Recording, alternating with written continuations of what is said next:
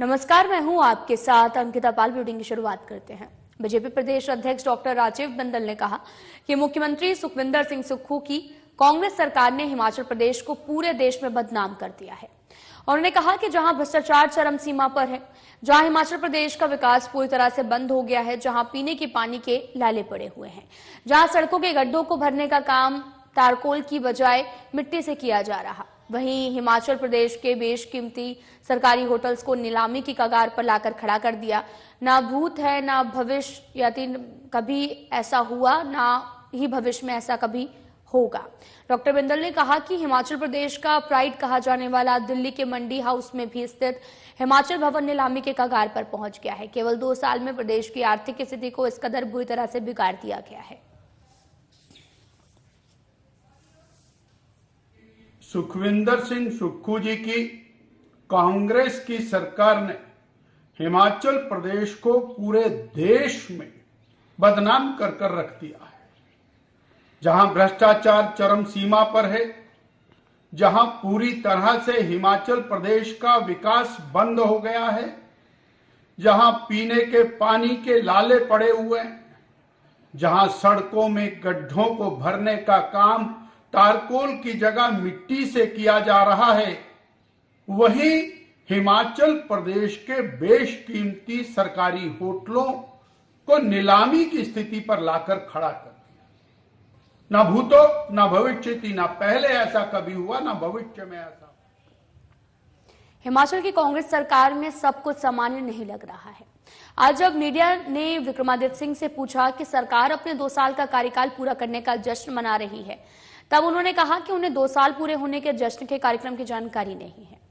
विक्रमादित्य सिंह ने यह भी कहा कि उन्हें मीडिया से जानकारी मिल रही कि जश्न मनाया जा रहा, जबकि मुख्यमंत्री सुखविंदर सिंह सुक्खू जश्न को लेकर एक बैठक भी कर चुके हैं और सीएम दिल्ली भी गए हैं, जहां वे कांग्रेस के आलाकमान को इस जश्न में सम्मिलित होने का न्योता देंगे। आपको यह भी बताते चले कि 11 दिसंबर को सुक्खू सरकार 2 साल का कार्यकाल पूरा कर रही है। अभी मुझे तो इसके बारे में कोई जानकारी नहीं है, तो जब इसकी जानकारी मिलेगी तब अभी तक ऐसा मीडिया के माध्यम से सुना है कि इस तरीके का जश्न मनाया जा रहा है। तो जब इसकी औपचारिक जानकारी हमें मिलेगी उसके बाद निश्चित तौर से उसकी हर सहयोग उसमें किया जाएगा, उसमें भागीदारी सुनिश्चित की जाएगी और जो हमारी उपलब्धियां हैं उसको जनता के बीच में रखा जाएगा। हिमाचल प्रदेश के स्कूलों में कार्यरत वोकेशनल शिक्षकों को सरकार ने बड़ी राहत दी है। शिक्षकों को अब 30 साल में 30 दिनों का अवकाश मिलेगा। बुधवार को सचिवालय में शिक्षा मंत्री के साथ में वोकेशनल शिक्षकों की बैठक भी हुई है, जिसमें वोकेशनल शिक्षकों की मांगों पर चर्चा की गई है।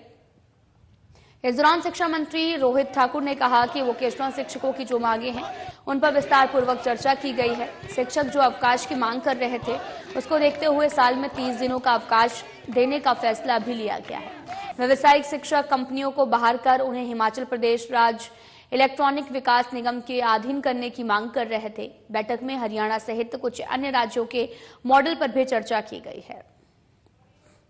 शिक्षा विभाग ने विशेषकर जो मैं समझता हूं उनके जो मुद्दे थे और जिन्होंने अपना डिमांड चार्टर मुझे दिया था, विभाग को दिया था, समग्र शिक्षा को दिया था, उसमें मैं समझता हूं सहानुभूति पूर्वक विचार कर कर जो विभाग के द्वारा किया जा सकता है उसमें हमने निर्णय लिया है। सिद्धांतिक रूप से इन प्रिंसिपल, जैसे उदाहरण के तौर पे जो वहां पर ब्रेक या जो छुट्टी की बात पिछले वर्ष से चली थी, जो पहले हमारे वीटीज को आपकी लीव्स नहीं मिला करती, छुट्टियां नहीं मिला करती थी, हमने पिछले वर्ष 20 डेज की लीव आपकी प्रारंभ की थी। इसमें बढ़ोतरी करने का, विशेषकर जो हमारी फेस्टिवल ब्रेक होती है उसमें सैद्धांतिक रूप से अपनी सहमति व्यक्त की है। और इसी तरह से जो रिक्रूटमेंट एज जो वर्तमान में आपका 37 साल का, उसको बढ़ाने के लिए, जैसा हमारी प्रदेश सरकार में 45 ईयर्स है, इसको बढ़ाने के लिए भी मैं समझता हूँ हमने इन प्रिंसिपल सैद्धांतिक रूप से अपनी सहमति व्यक्त की है।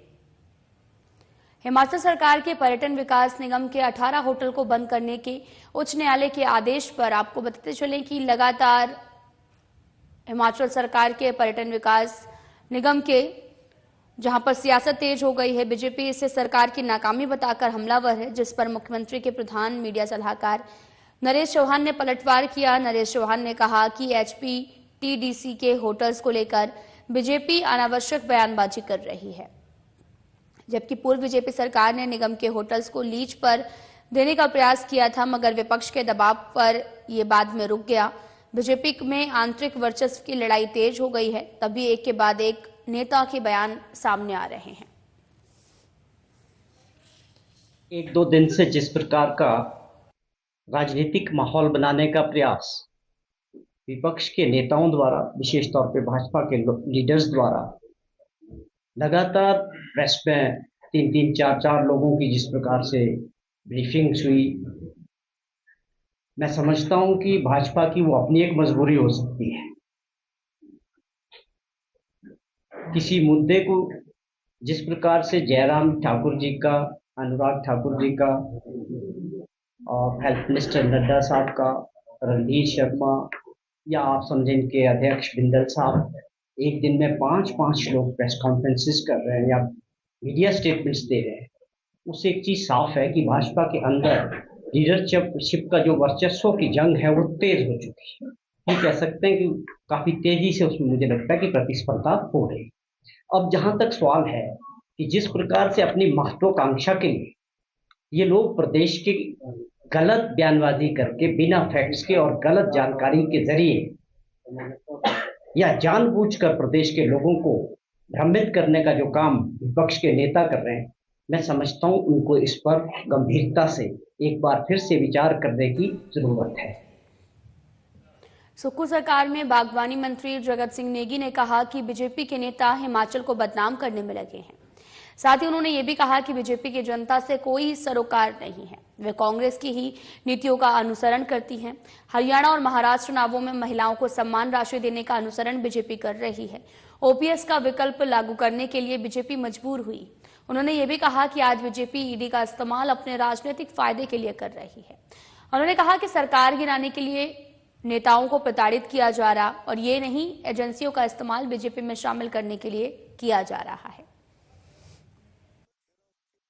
के लोग हमारे हितैषी नहीं है, चाहे हमारे नड्डा जी हैं, चाहे हमारे अपने जयराम जी हैं, ये हिमाचल को बदनाम करने में लगे हुए हैं। जहां भी जा रहे हैं बदनाम कर रहे हैं और हमारी स्कीमों को ही ये आगे लागू कर रहे हैं। ये जो महिलाओं को जो हमने सम्मान राशि है, क्यों इन्होंने हरियाणा में लागू किया, क्यों झारखंड में, क्यों महाराष्ट्र में कर रहे हैं। और ओपीएस का इन्होंने जो है एक बीच का रास्ता निकाल दिया। एनपीएस और ओपीएस का बीच का रास्ता क्यों निकाल रहे हैं? इसका मतलब एनपीएस में कहीं ना कहीं जो नई पेंशन योजना है उसमें खामियां हैं, इसलिए वो अब ओपीएस को डायरेक्ट लाने के बजाय अब वो जो बीच का रास्ता निकाल रहे हैं। तो ये लोग जो है हिमाचल को हर तरह से बदनाम करके हिमाचल की सरकार को जो है कि जो है लोकतांत्रिक चुनी हुई सरकार को गिराने के लिए लगे हुए हैं। भाजपा का यही काम है और कुछ काम नहीं है। चुनाव ही चुनाव में जाना है। देश में चाहे भूखमरी हो, चाहे बेरोजगारी हो, उनसे इनको नहीं लेना। विधायक किशोरी लाल ने बैजनाथ विधानसभा क्षेत्र के दुर्गम क्षेत्र छोटा भांगल के लोहरडी आयोजित सरकार जनता के द्वार कार्यक्रम में शामिल हुए हैं। इस अवसर पर उन्होंने ग्राम पंचायत स्वाड, लुआई और पोलिंग के स्थानीय लोगों द्वारा विधायक किशोरी लाल के समकक्ष में कई मामलों से जुड़ी अपनी समस्याओं और मांगे प्रस्तुत की। उन्होंने अधिकारियों को भी निर्देश दिए कि जनता की समस्याएं एवं मांगों पर शीघ्र कार्रवाई करना सुनिश्चित करें। उन्होंने कहा कि प्रदेश सरकार हिमाचल को आत्मनिर्भर बनाने के लिए कई नई नीतियों को भी लागू कर रहा। उन्होंने आपको यह भी बताते चलें कि जल्द ही बैजनाथ से वाया बीड, राजगुंधा, लुआई के पास में बस सेवा आरंभ कर दी जाएगी। उन्होंने आजाद युवक मंडल के मंच पे सौंदर्यीकरण के लिए 3 लाख रुपए देने की घोषणा की है। समस्याओं को सुनने के लिए और जो 2 वर्षों में यहाँ विकास के काम हुए हैं उसकी चर्चा करने के लिए आया हूँ।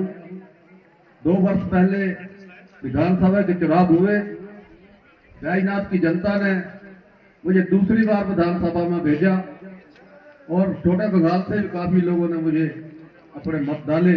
इसके लिए यहाँ की जनता का धन्यवाद करता हूँ। और सही टाइम पे बस ये चलाई जाएगी। क्या पोलिंग वाले चाहते हैं बस चलनी चाहिए? तो भाई बस चलने की घोषणा कर रहा हूँ, तालियां तो 2 बजा दो। बस चाहिए नहीं चाहिए?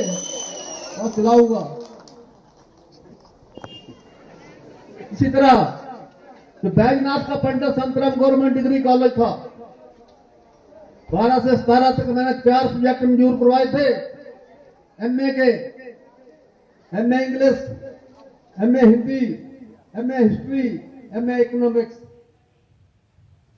शिमला में आयोजित राज्य स्तरीय बैंकर समिति की बैठक में प्रबोध सक्सेना ने बैंकों के माध्यम से कई सरकारी योजनाओं की प्रगति को लेकर समीक्षा की है और बैंकों को उचित दिशा निर्देश दिए गए हैं। और इस अवसर पर प्रबोध सक्सेना ने कहा कि आज आयोजित बैठक मुख्यतः केंद्रीय योजनाओं की समीक्षा को लेकर की गई थी। उन्होंने बैंकों को राज्य सरकार की कई योजनाओं से अधिक लोगों को लाभान्वित करने के प्रयास करने के लिए कहा है। वहीं यूको बैंक के कार्यपालक निर्देशक राजेंद्र कुमार साबू ने राज्य स्तरीय बैंकर्स कमेटी की बैठक की जानकारी देते हुए कहा कि आज की बैठक मुख्य रूप से केंद्रीय योजनाओं की प्रगति की समीक्षा को लेकर आयोजित की गई थी। उन्होंने बताया कि प्रदेश में सरकारी योजनाओं के लिए लोग आगे बढ़कर लाभ ले रहे हैं। हिमाचल एक कृषि प्रधान राज्य है और यहाँ पर कृषि पर आधारित कई वित्त योजनाओं का लाभ लोगों को मिल रहा है। हिमाचल प्रदेश राज्य की 174वीं SLBC मीटिंग थी। इसका कन्वेनर यूको बैंक है और इस मीटिंग में हम पिछली तिमाही में जो जुलाई से 30 सितंबर तक की तिमाही में बैंकों के द्वारा जो भी विभिन्न योजनाओं में की गई प्रगति की समीक्षा करते हैं और आगामी तिमाही के लिए कार्य की रूपरेखा भी बनाते हैं। तो इस मीटिंग के दौरान सभी विभिन्न जो बैंकिंग की जो विभिन्न मदें हैं उस पर सब पे चर्चा हुई। फिलहाल में इतना ही। नमस्कार।